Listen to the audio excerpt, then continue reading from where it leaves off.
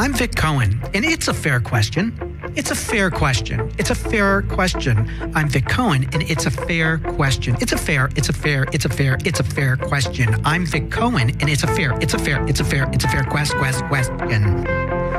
Hello, this is Vic Cohen broadcasting live from stunning, beautiful Skidrow Studios in downtown Los Angeles, California. The name of the show is It's a Fair Question. That's right, because on this show, every question is a fair question. There's absolutely no question ever that's too personal or ever off limits. And I am warning you, my guest, sitting across from me, nothing is off limits. Uh-oh. That's right. And tonight I have, sitting across from me, one of the biggest stuntmen in Hollywood. And when I say biggest, I don't mean by weight or height. I mean by credits. The man's credits are insane.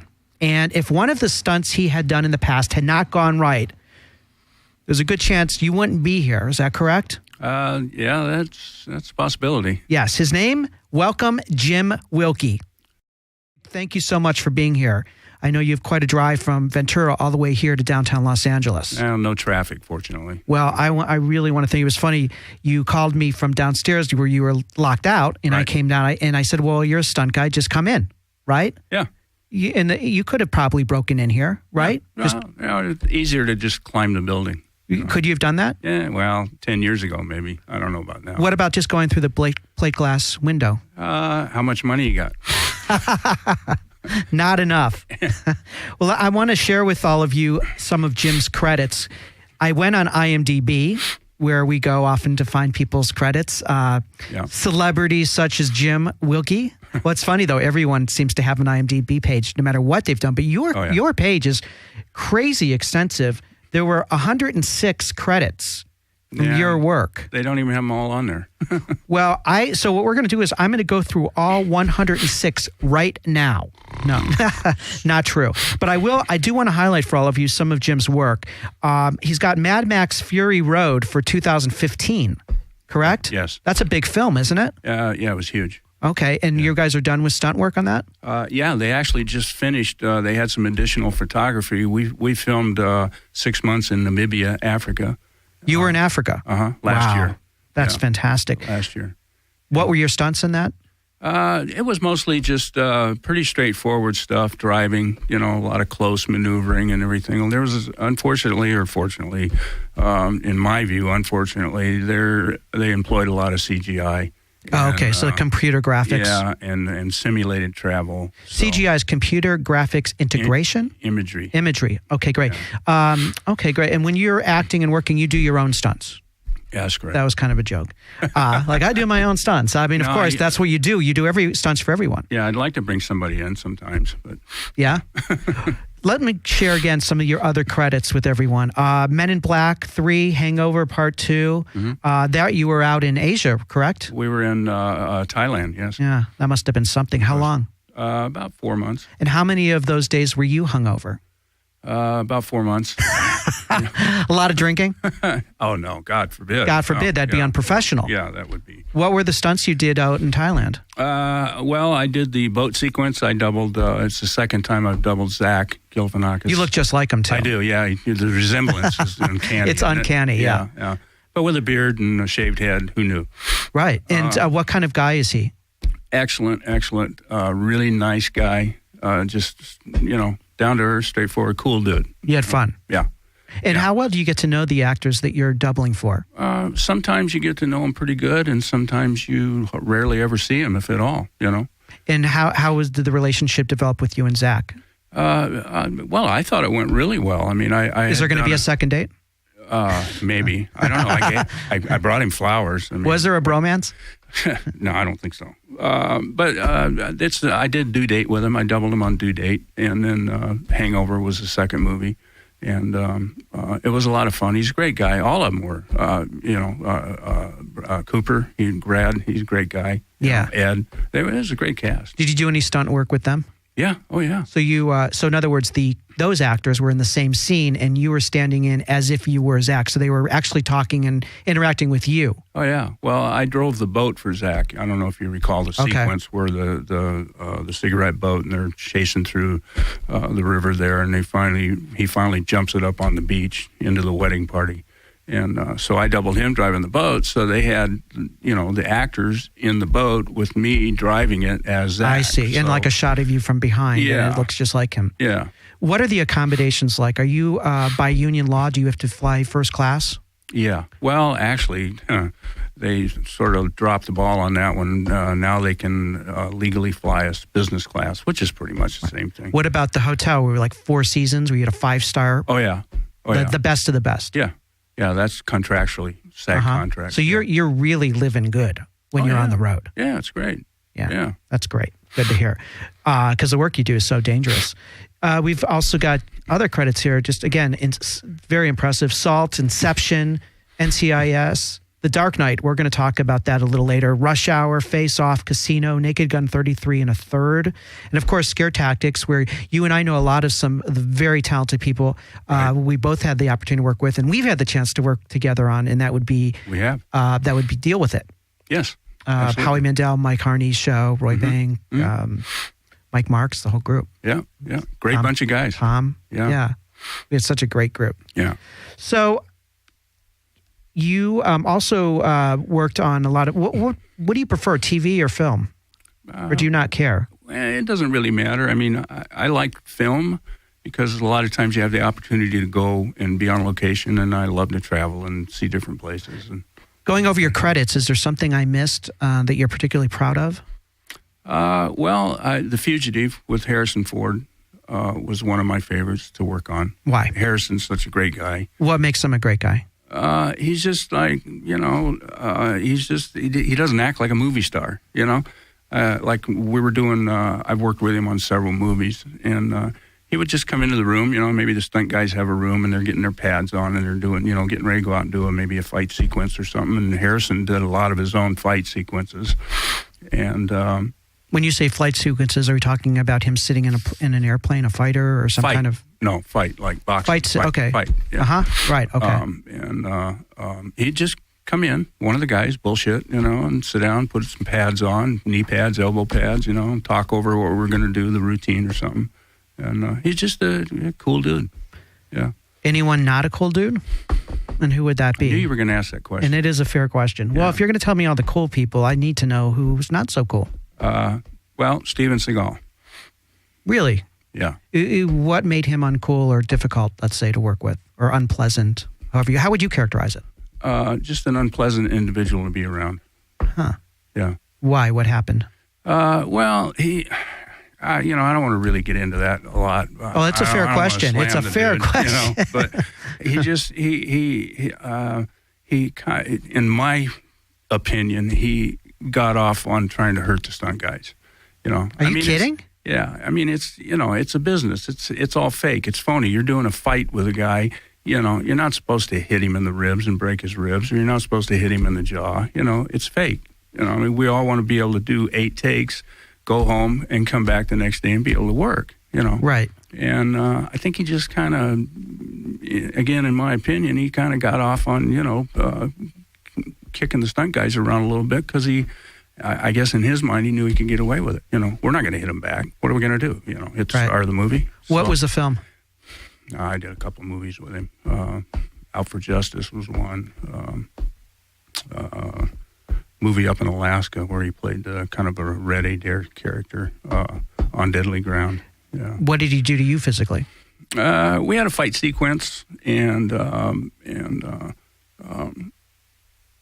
I stayed up with him pretty good. The guy's good. He's fast. He's fast with his hands. These are choreographed fight sequences. Well, they're supposed to be, yeah. And at one point at the end of this fight, he's supposed to throw me through this big plate glass gun cabinet. It's a cabinet, real cabinet, about waist high, and then the top part of it is a glassed-in gun cabinet. And he's supposed to swing me around and throw me through the gun cabinet. And just before we got ready to do that was the end piece of the fight we were doing. I said, "Look, Steven, I know you're a big, strong guy and everything, but don't try and really throw me. Just get me around, Allie, but let me go, let me do my own thing, so that I've got full control of my body as I go through the air, and I can turn and I can get into because it's real glass, it's real wood. This wasn't fake, like balsa wood and stunt glass, if there's such a thing? I don't stunt glass. Yeah, candy glass. Okay, but this was the real... It might have been. I don't remember. Regardless, being thrown is dangerous. Well, it's not. Yeah, I mean, it's just the idea that, if you're in the air, you want to have control of your body. And if somebody else is actually physically throwing you, it takes away your timing. It messes you up in the air. And, of course, he tried to throw me, and it screwed me up, and I couldn't get up high enough to clear the edge of the cabinet, so I slammed into it and broke a couple of ribs. And, it just, stuff like that. Did he laugh? He might have. I don't remember. I mean, did he apologize? No. Did you do another take? Yeah. With broken ribs? Yeah. You knew they were broken? Yeah. And so it's part of the job? You got to do it again? Yeah, you just tape up. Go for it. I mean, what are you going to do with ribs? Yes. Did he clear it the next time? Yeah, he did it. We did it good. It worked good the next time. Right. And this was not just an isolated case with you. You're saying other stunt people were getting injured. Yeah, What do? Do you talk to the director? Because you can't speak to Steven himself. No, you can try, but yeah. No, you just go with it. It's part of the deal.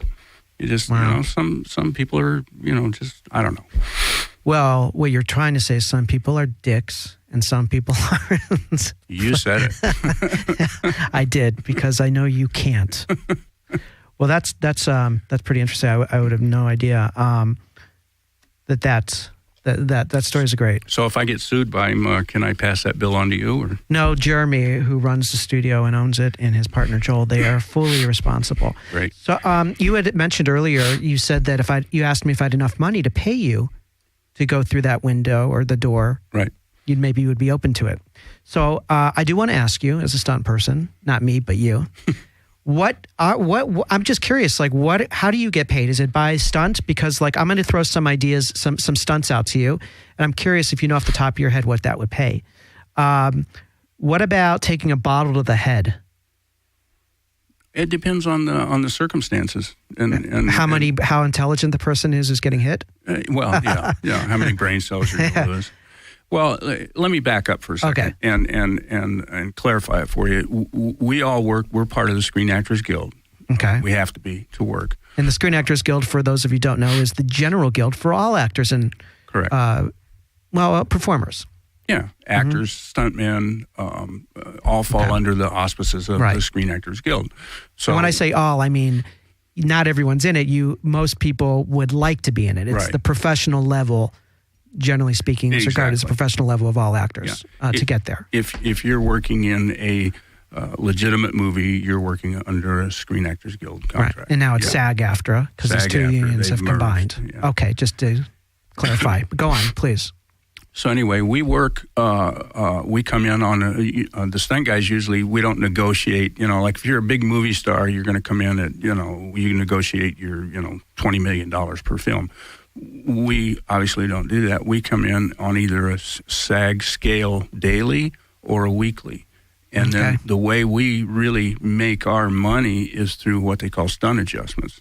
And stunt adjustments are and should be based on the degree of difficulty and the degree of danger of the stunts you're going to perform. Okay. Yeah. So let's say I come in and I'm going to pipe ramp a car. What is pipe ramping? It's hitting literally a pipe, a ramp made out of a pipe, and flipping the car into over. And you've seen it in a million movies, Right. Where the car goes through the air and corkscrews and lands on its nose and flips over 15 times. That's called a pipe ramp. So if I'm going to go in and do a pipe ramp, I would negotiate, or the way it's supposed to work is you would negotiate your fee up front. In other words, the coordinator would say, if you're not coordinating, you're working for somebody else, he'd say, well, okay, we're going to pipe ramp this car, and you're going to go through, you're going to crash through 3 lanes of traffic and wind up upside down in the L.A. River. Well, okay, what do you think it's worth? Well, X dollars, $5,000, $10,000, whatever, So that would be over and above your daily SAG rate. Okay, and then there's customary and standard kind of ideas about what a pipe thing Yeah, I mean, there's some rough, guidelines. So what is it? Let's use your example. What would that cost? What would they be paying you to do a pipe? What's it called? A pipe screw? Pipe. Yeah, sometimes. That's something. Yeah, that's after the shoot. That's after the shoot. Yeah, pipe ramp. Yeah. So let's say is it based on how many rolls also? No, not necessarily. So what would it be? A pipe roll that lands in the river? Yeah, a pipe ramp. Yeah. Pipe ramp? If, it's, he says, yeah, I want it to turn over at least 2 or 3 times and you're going to land on your roof and you're going to be in, you're going to go down the bank or something. It just depends. If it's just a straightforward turnover, worth whatever. I don't want to set prices here on the deal, but it's worth Fair X question. dollars, and as the degree of difficulty and danger goes up, so does the price. I mean, can a stuntman get rich doing this? No. And why do you say that so quickly? Well, I say no. Yeah, you can make a really good living. You're not going to get. It depends on you define rich. I mean, Can you make $1 million a year doing stunts? No, probably $500,000? Not. Yeah. Oh yeah, $500,000. So that's good money. Yeah.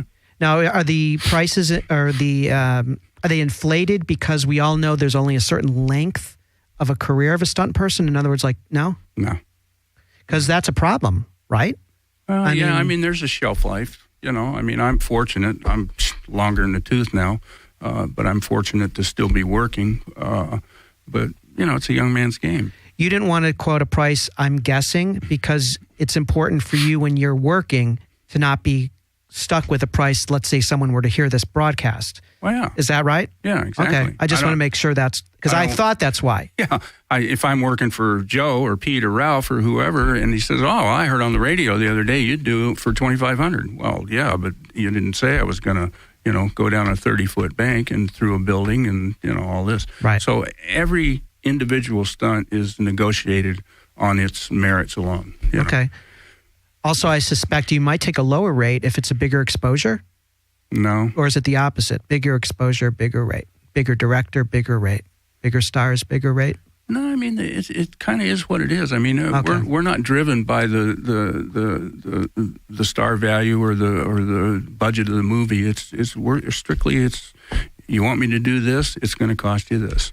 You told me that you've had some broken ribs, courtesy of Steven Seagal.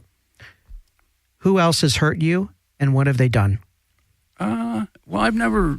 Most of the time, if I get hurt, it's that I did it to myself. And I do mean emotionally, too. We will include that.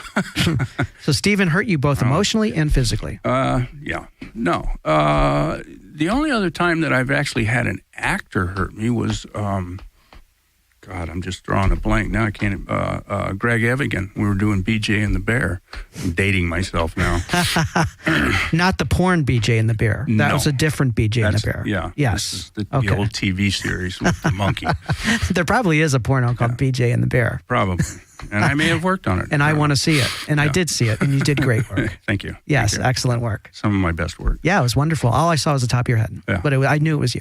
Okay, go on. Thank you. So, Greg, we're doing a fight, and that's usually when you're going to get clipped, is if you're working with an actor. And I don't know this actor. Is he well known? Should I know him? Evan? Yeah. I mean, he was. Jeremy, big. do you know him? No? Okay. You guys are children. Not really, but okay. So he, at some point, he was we're just ignorant. Yeah, he was pretty big in the 70s and 80s. He did TV series, and I think he was a singer. So what happened? Anyway, it was no big deal. He just, you're doing, like I say, a fight scene with an actor, okay, which we do a lot because the actors, they got to be in there somewhere, so they can cut into them and see that they're throwing the punch and all of that stuff. So, but, a lot of times they're thinking ahead to their dialogue and they're not necessarily really focused on, some of them are very good, like Harrison, really good, great. I mean, it's like doing a fight with a stunt guy. But I don't know. Greg was thinking of something else or whatever, and we're doing a fight, and you have to keep a certain distance, and it's all pretty choreographed. It's kind of like a dance move, And he just, for some reason, he stepped in and to throw a punch and stepped in a little too close and broke my nose. So, You get a bump in pay? I had a bump on my nose. You mean extra money because you got hurt? No. There's no hazard? Doesn't work that way. Yeah. No. Are you guys, are stunt people, is it a nice fraternity? Do you all get along, or is it very competitive and you're fighting for jobs? It's very competitive. Yeah. Oh, yeah. Are you kidding? Yeah, everybody gets along. I mean, it is sort of a big fraternity, you know. Have you lost any friends because a stunt went bad? No. What about crippled?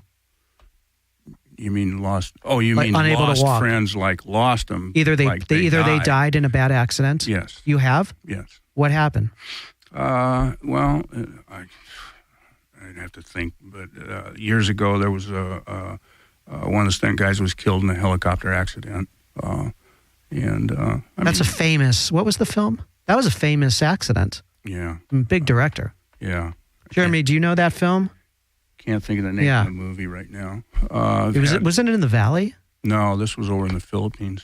Oh, okay. The one you're talking about. Yeah, that's another one. That was up in up by Castaic. Yeah. You knew the stunt people who passed away?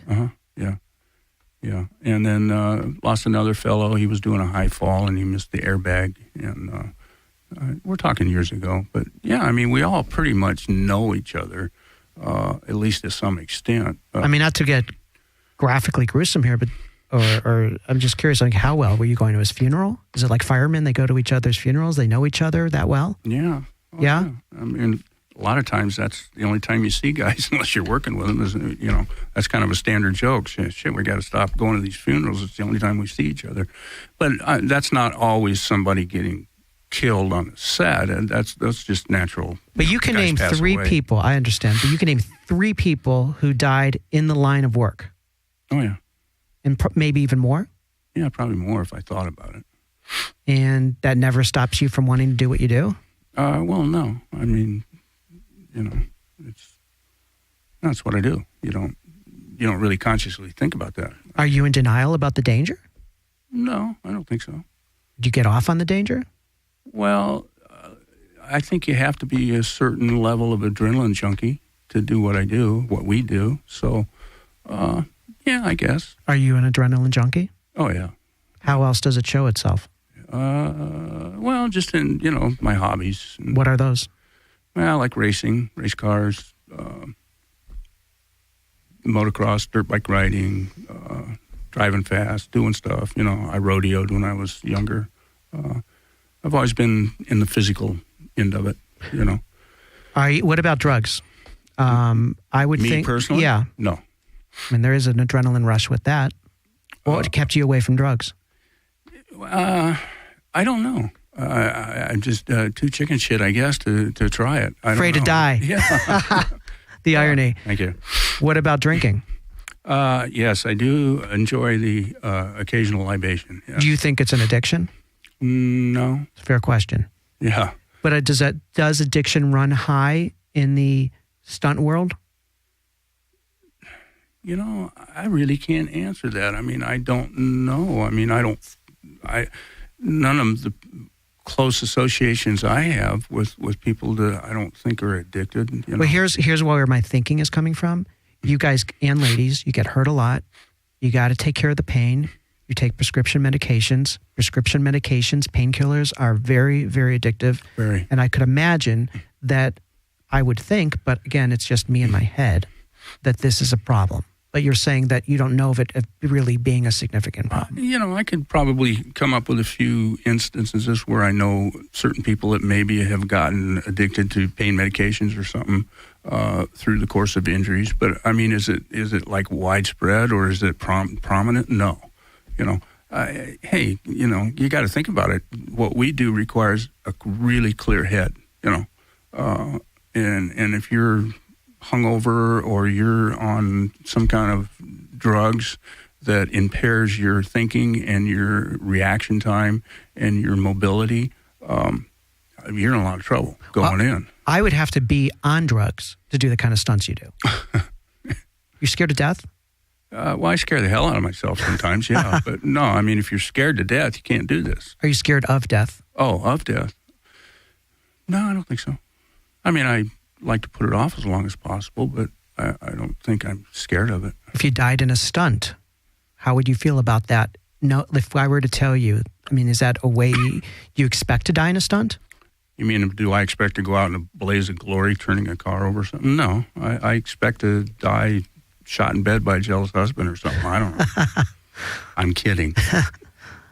So as far as the danger involved, you are engaged in perhaps one of the most, if not most dangerous professions.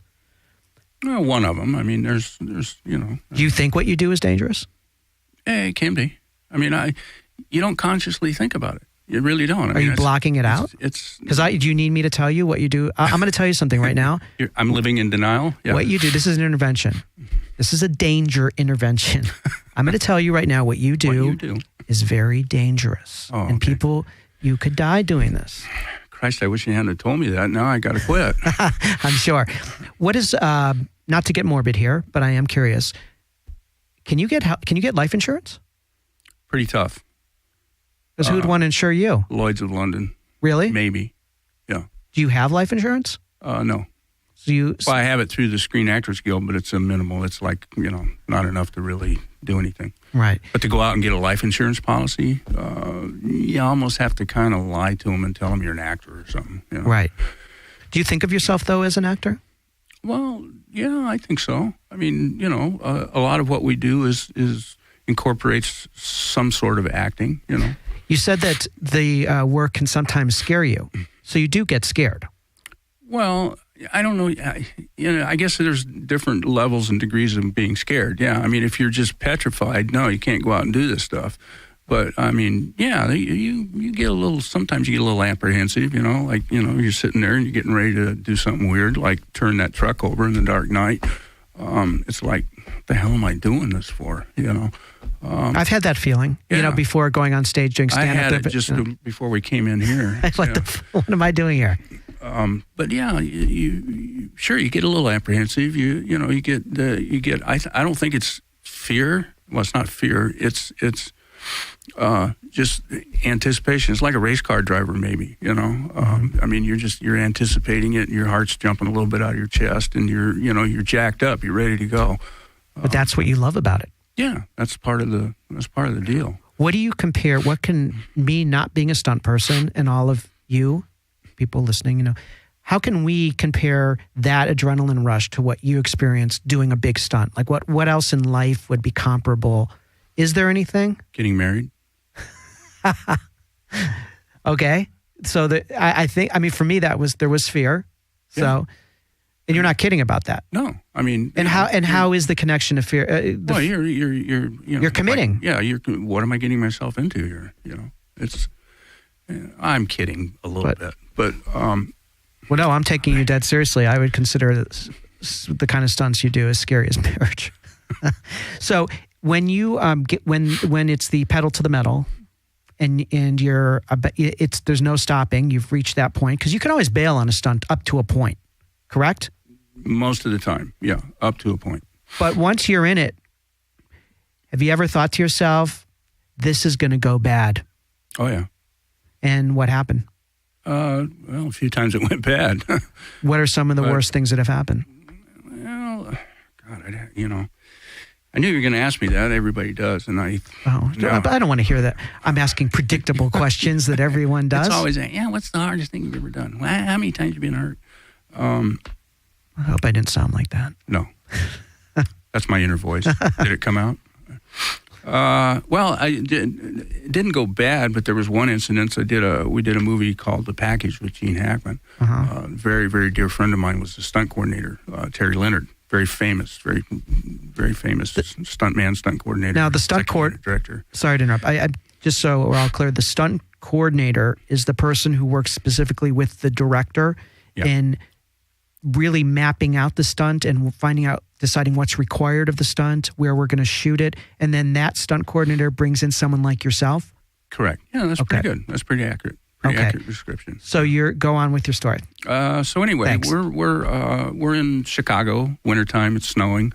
I'm doubling Gene Hackman and doing the driving, and we're shooting this whole high-speed car chase through downtown San Francisco, Chicago.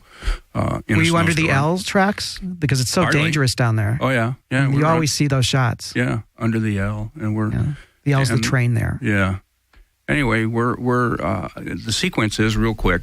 I got to come flying into an intersection, slide sideways, hit the concrete wall underneath the L tracks, go down the sidewalk, hit a 55-gallon drum that's supposedly full of salt that they're going to put on the road, go out, hit a parked car that we have staged in the road, and slide sideways out into the road and just get missed by a semi-truck that's coming down the road. This is all one shot. It's got to be choreographed to the second. Yeah.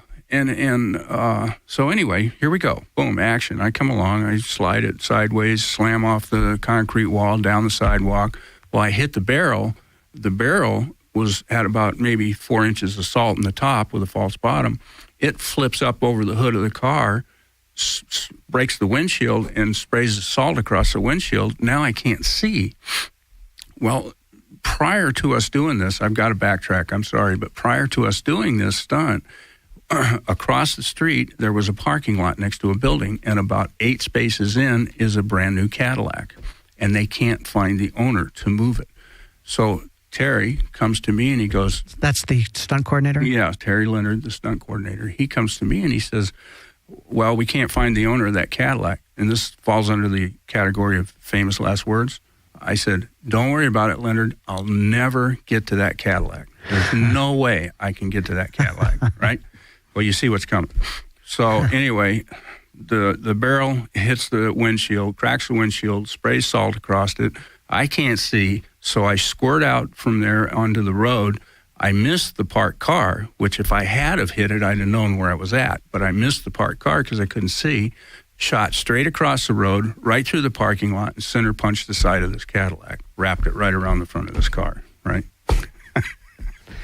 This is a bad thing. You know, it's not a good thing.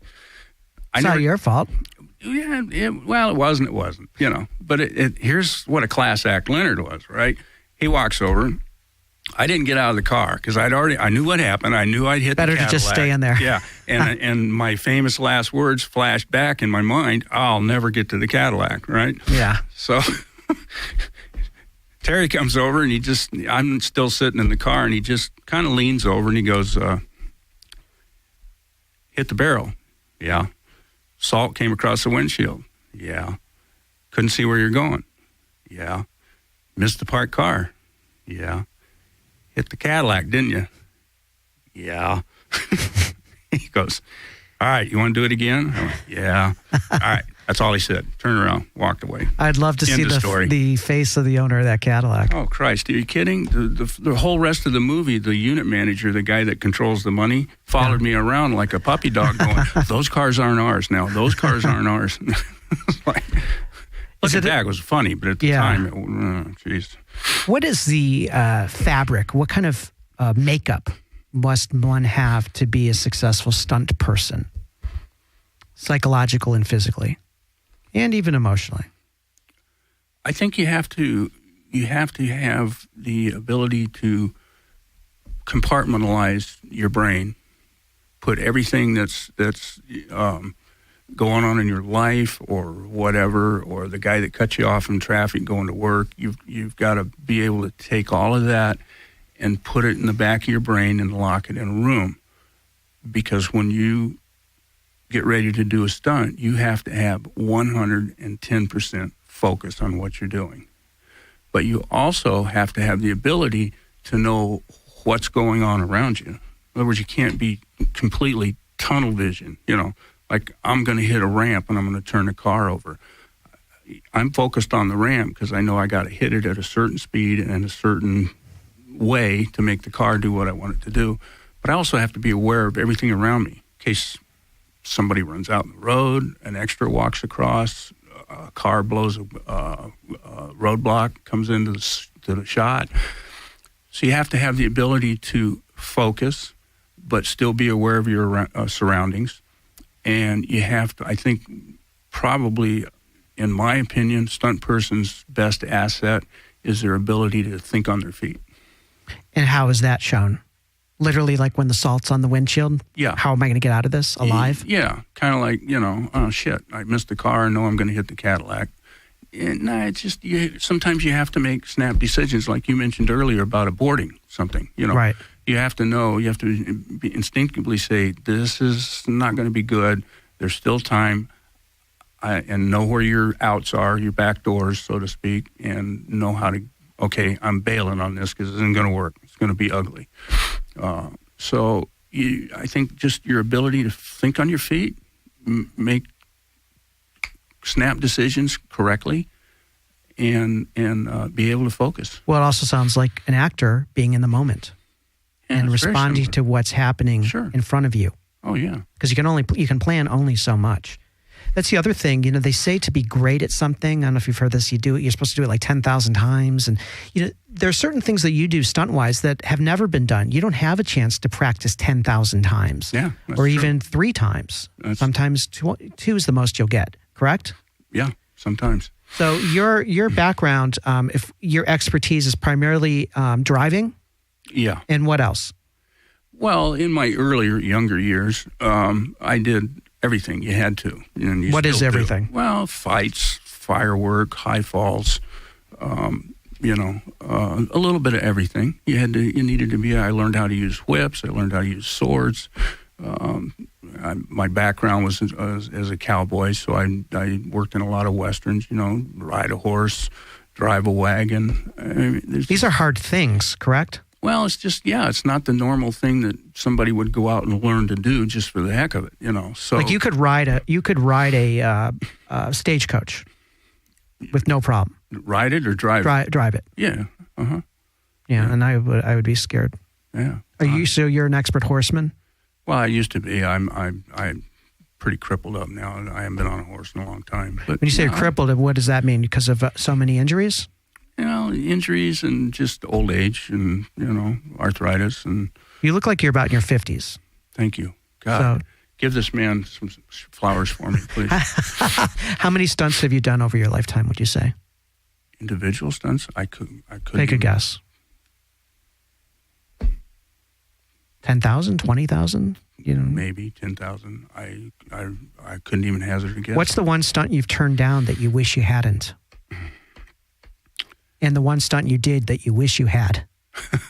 Wish I had turned down? Yeah, but what's the one stunt that you wish you had? You know, many actors wish they had not turned down a certain job that turned out to have been a career changer. Is there any stunt you turned down that you look back on and you're like, God, I should have taken that? Well, that's a hard question, and I don't want to come off sounding like some kind of an asshole here, but I can only think of maybe 1 or 2 stunts that I've actually said, no, I don't want to do that. Because you're a pussy? Yeah, that. Yeah. I love saying that to you because it's so ridiculous. There's always that. I was totally kidding. No, what were those that... Well, I did turn one down. Again, it was for Terry Leonard, who was stunt coordinator. Yeah, and I worked a lot with Terry back in the day. And I had fractured my back on the show that we were working on. It was the Sylvester Stallone movie. Also known as breaking your back. Yeah, well, yeah. Okay. But I still went to work. In fact, I was working 2 shows. I was working his show at night, and I was working another show during the day doing car chases. So I put this kind of a corset thing on that's got these metal stays down the back. It's like literally a woman's corset, and I tightened it up as tight as I could get it, and I went to work. And we had one scene where I was supposed to fall off of a fire escape balcony about, 4 or 5 stories to a airbag down below. And I went to Leonard and I said, Terry, I don't think I want to do this. Because I was afraid I was going to get into the bag wrong and really screw my back up. Mm-hmm. So you already had a broken back. Yeah. And it wasn't healed. No. You were holding it together with this corset. Yeah, this is like 2 days later. Oh, my God. And, isn't that a no-brainer? That I can't even believe they'd have you back. Well, you don't go around advertising it. So you kept I broke my back. So you kept that a secret? Well, yeah, you don't tell anybody. He knew. I mean, he knew I was hurt, but... Hurt? I mean... I didn't even know I broke it until like a month later, when I finally went to the doctor. So you're walking around for 2 days with a broken back, didn't even know it? Yeah, I knew it was hurt, but I didn't really know it was broken. Wow. So anyway, I put the corset on and I go, and I'm supposed to do this backwards fall down into an airbag, I don't know, 50, 60 feet. And I went to said, Terry, come here, and went over to the side, and I said, I don't think I want to do this. He goes, all right. He know, probably. He goes, all right. Well, and I said, but, I don't want to get booted off the show. I want to do more stuff, And he says, well, I do have a motorcycle that we got to endo into some trash cans. And I said, well, I'll do that. What's endo? Go endo? Like wipe out? Yeah, endo. End over end? Yeah. Oh, man. Into some trash cans. That sounded better to you. Yeah, I mean, that's how warped my thinking is. I went, yeah, well, I'll do that. Because I knew I could control that. But the fall into the airbag, if I get into it bad, I'm really going to, I'm going to be in a wheelchair. So anyway, that was... So was this was an example of something you wish you had done? I wish I had have. Yeah. Well, how did it work out with the motorcycle? It was fine. Yeah, it went great. Yeah, one shot, boom, boom, we're done. So that's one that but what you look back now and wish you had jumped from the building? Yeah, because it's always bothered me that I turned it down, even though I knew that he understood. Right. It was like I felt like a pussy, because you didn't man up. Yeah, I guess, So I was like, it's not like I lost sleep over it or anything, but it just, I haven't even thought about it in years till you brought it up. Well, but it obviously still there. You still, I just, I think back going, shit, I should have just, manned up and went ahead and did it. But it didn't affect your working relationship with him? Oh, no, not at all. But you said that I know you're an amazing driver, and we're going to talk. Yeah, and we're going and when I say world famous, I mean everyone in the stunt world knows this man, and that's why it's such an honor to have you here. Gonna make me blush. Well, it's the truth, and we are going to talk still about Dark Knight and the stunt you did that many consider to be one of the greatest stunts ever performed on film, and I'm very interested to hear specifics about that. But before we get there, I wanted to ask you about the horrible, tragic death of Paul Walker. He's driving a Porsche out in the valley or Valencia. Mm-hmm. And we all know what happened. If you don't know, he's from Fast and Furious, an actor there, and he died in a blaze. He was a passenger in the front seat. What do you think happened? I have absolutely no idea, and I wouldn't even try and speculate what happened. Have you driven that Porsche before? No. You mean one like it, or that particular one? That model. Actually, I have not, no. So I don't really know. I understand that the handling characteristics of those are not the greatest. That's what everyone's saying, yeah. Yeah, but I wasn't there. I wouldn't even begin to speculate what happened. As a stuntman who puts his life on the line all the time, what were your thoughts about that accident? Well, what a tragic loss. I knew Paul. I'd done a couple of movies with him, and he was really, really a super great guy. And my first thought was, oh, my God, what a tragic deal. Because, he was a good driver, and he liked fast cars, and he was, he dabbled in racing and everything. And it's just, I'm thinking, Jesus Christ, what a waste. How well did you know him? Well, it's not like we went out bar hopping every night, but I knew him. We did a movie called Joyride together, and I got to know him pretty well. One of his best friends is a stunt guy, Oakley Lehman, and he was on the show. It was one of his first shows, I think. And so we kind of hung out together, and we got to know each other. And then I did Fast and Furious 2 with him. So... you don't go hang out with these guys at night and go bar hopping and go once in a while, but not very often, Yeah, but, especially in LA because they're home. They go home. Yeah, but you do develop a certain rapport and if, a certain, I guess, friendship on the set, So you feel personal. It sounds like it's not. You're not. It's different when you know the person you've worked with them. Yeah, I mean, we hate to see anybody, go out like that. Oh, it's disgusting. Yeah, I mean, can you imagine? But yeah, if you know them and you've worked with them, it's hard. Yeah, it's difficult. Yeah. Being a stunt guy, to lighten it just a little here, the moon. I would imagine that you have a lot of women who think you're pretty hot. Groupies. I bet there are a lot of women who would love to get a stunt man under the belt, a little notch on the belt. Am I right? Well, yeah, probably, but it's unfortunately, I've never been the recipient of that very much. But yeah, there's, I mean, a lot of the stunt guys are big, good-looking dudes and everything, and they. I mean, there's a mystique about stunt guys. Have you found that? Have women ever found you online or written you and said, I need to be I mean... No, not really. No, how about a few men? Yeah. Oh, men. Always. All men. Yeah, shit. I can't get it. I can't turn them down enough. I'm sure. Well, I wish all of you here could sit with me in the studio. If you're watching on camera, you can see, obviously, what Jim looks like. But, I look at you and I see a guy who could be playing a doctor, a lawyer. How tall are you? About 5'10"?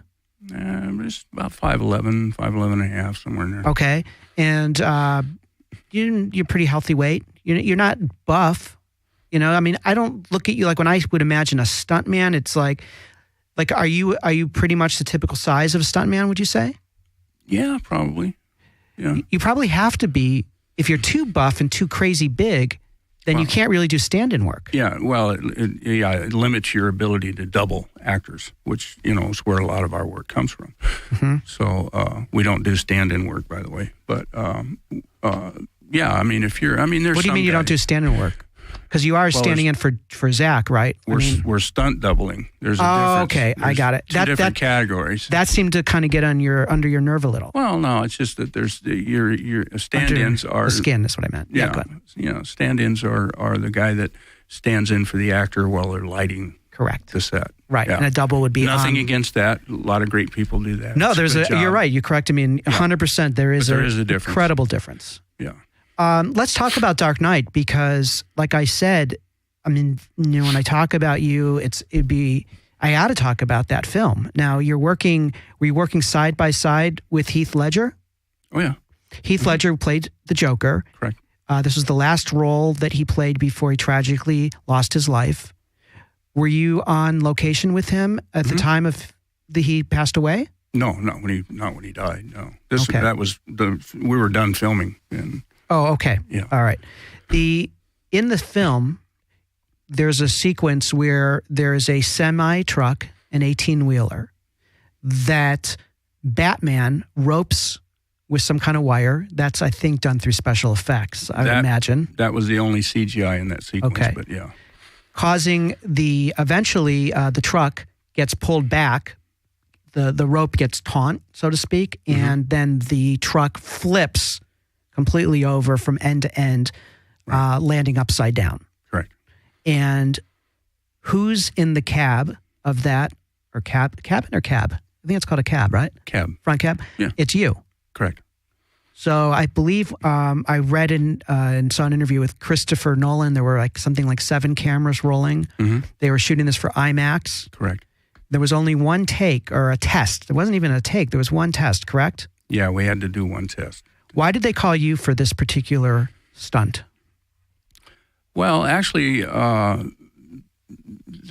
friend of mine recommended me. I didn't know the stunt coordinator at the time on that movie.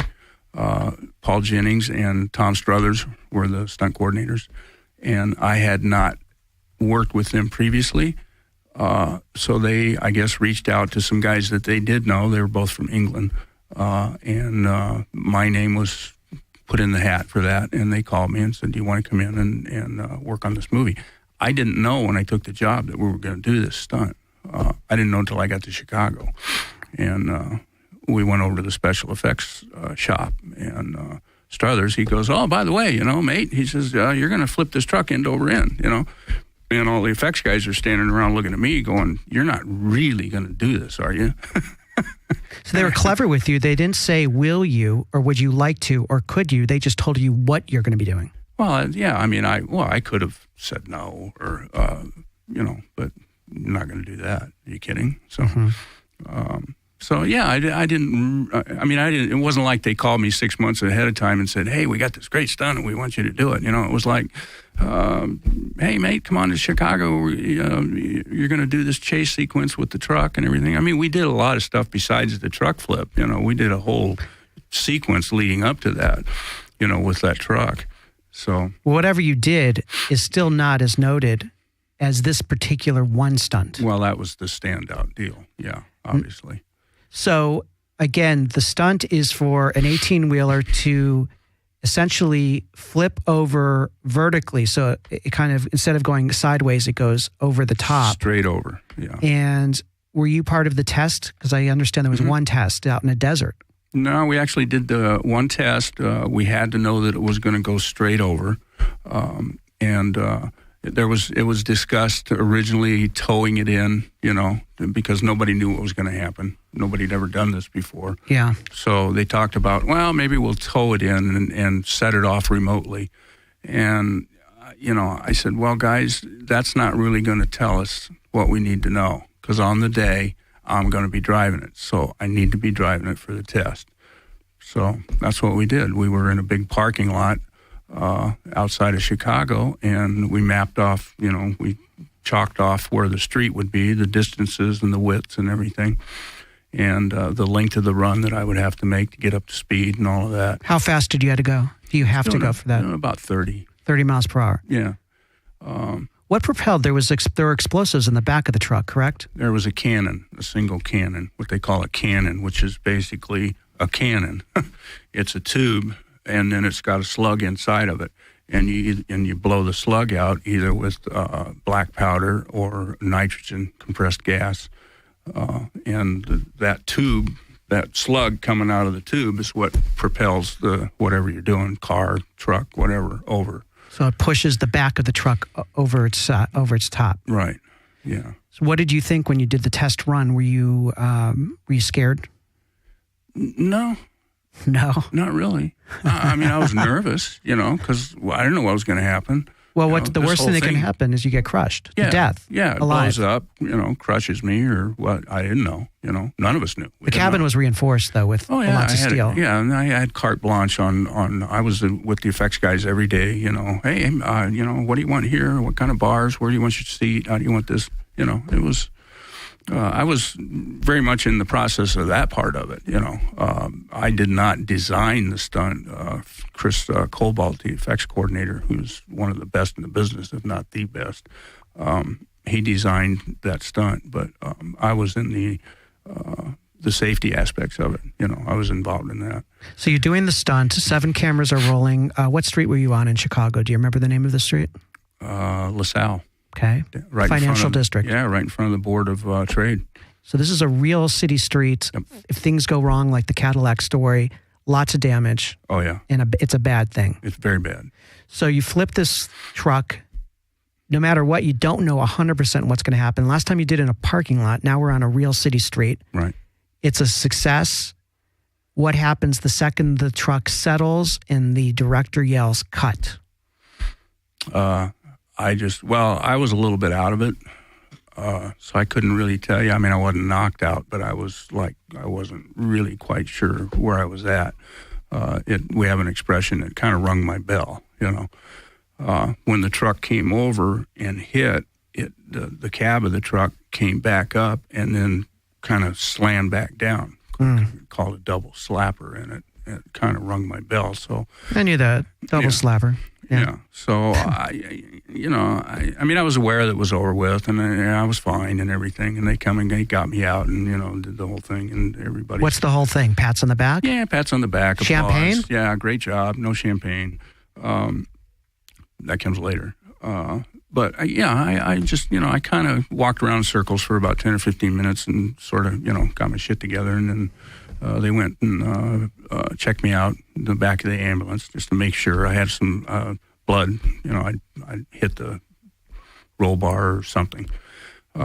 So they checked me out. Everything was fine. Chris Nolan comes over, shakes my hand. Great job. That's good. So were they giddy? Were they giddy? Well, Like maybe for about 8 seconds, and then it's like back to business, I mean, we're making a movie. That was a great stunt, great, okay, nice job. Thank you very much. We're on to the next scene. Did you know what a big deal it was? Not really. I mean, I knew it. I kind of knew it was. I mean, I knew it was a big deal because it had never been done before, and I knew it was pretty spectacular. But I didn't know that it was going to be such a big. It's a seminal moment in stunt work, correct? I mean, here we are talking about it. Some say it. Yeah, I don't know. I'm. If you say so, I don't know. Well, I go by what what's out there. Yeah. I mean, there's a general consensus that that's a huge stunt, a milestone in the stunt world. Yeah, it is, and it was. I feel very privileged to have been part of it and been in the right place at the right time to be able to do that. It was exciting because it's never been done. Yeah, and I don't think it's been done since. Before we run, I just want to know real briefly how you even got started in this. Is this a family thing, or did you just answer an ad in Craigslist? I just kind of fell into it. All right, sorry. No, I think since I was a little kid, I subconsciously wanted to be a stuntman. But back then, people didn't know what stuntmen were. There wasn't the big, hoopla there was. Everybody thought John Wayne did his own stuff, So I think, I stood in front of the TV and tried to outdraw Matt Dillon, and I'd get the neighborhood kids in and I'd choreograph fights in my mom's living room, recreate barroom fights, and that lasted one fight, and then everything got moved outside. But it just, I think subconsciously it's something I always wanted to do, and I prepped myself for it by doing every different type of sport. You're self-taught? Yeah. That's amazing. Yeah. Now there are schools. There are a few schools. And you teach at one of them. I do. I teach at one of the driving schools. If someone wanted to get a look at that and maybe even go and take a class with you, how would they go about that? They would go to either my website, which is wagontrainproductions.com, or they could go to Bobby Orr Motorsports. BOBBYORR? ORE. ORE. Bobby Orr what? Motorsports. Motorsports.com. Okay. And tell you all about the classes and what we do and how much and everything. We're out in Camarillo, California, and also Sebring, Florida. Is there a stunt you haven't done you want to do? Yes. What is that? And I don't think it's been done. I've always wanted to do take a tanker, truck, and trailer. You've seen them going down the road where there's a tank on the truck and then they're pulling a trailer. Right. And I want to pipe ramp the truck as I break the trailer loose, have the trailer coming sideways like a jackknife, and pipe ramp the truck in front of it, and then have the trailer flip over the top of the truck. It's a visual thing. Say that one more time. I can't.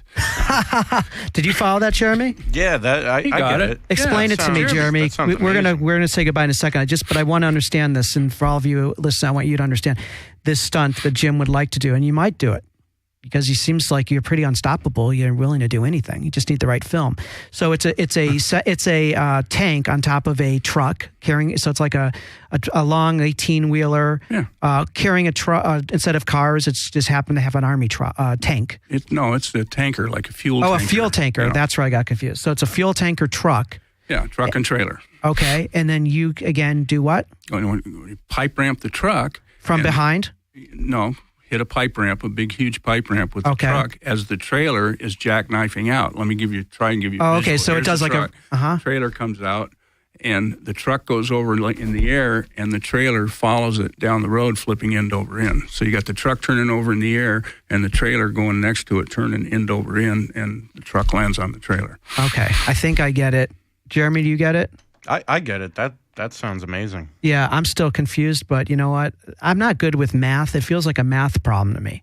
It probably is. But it sounds dangerous if there's like fuel. Well, now that you've made me say it, somebody's going to go do it and beat me to it. But no. Really? Is that how it works? Well, you heard it here. No one steal this idea. I know. Don't worry about it. I will not. I'm scared of everything. So that's the last thing I'm going to do. Cool. Anything else you'd like to add before you go? No, I just, I want to say thank you very much for having me here. It's been fun. It's been amazing. Is there an Academy Awards for stunt people? No, there's not. There's been an effort for the last several years to get a category for stunts in the Academy Awards. And my grandfather-in-law, up until recently, was the only one that ever was presented an honorary Oscar as a stuntman. Oh. And that was Yakima Canutt. What's Yakima? That's his name? Your father-in-law? He was one of the first and very famous stunt guys that kind of brought it together as a science. Your father-in-law? My father-in-law's father. My wife's grandfather. Okay, so there was that. Is that how you got in the business? Right? No. Yeah. Okay, it just so happens that's they coincidentally. Yeah. Thank you again, Jim Wilkie. If they want to contact you personally, how would they do that? You people listening, how would they do that? Do you have a website or? I have a website. Like those ones you mentioned? Okay. WagonTrainProductions.com. Great. Thank you so much. Be safe, okay? Thank you very much for having me. Yeah, okay. Be very safe. And I want to thank all of you. Thank you, Jeremy, for a great job over there in the booth. And thank you all for listening. We'll see you next time right here on Vic Cohen's It's a Fair Question. I'm Vic Cohen, and it's a fair question.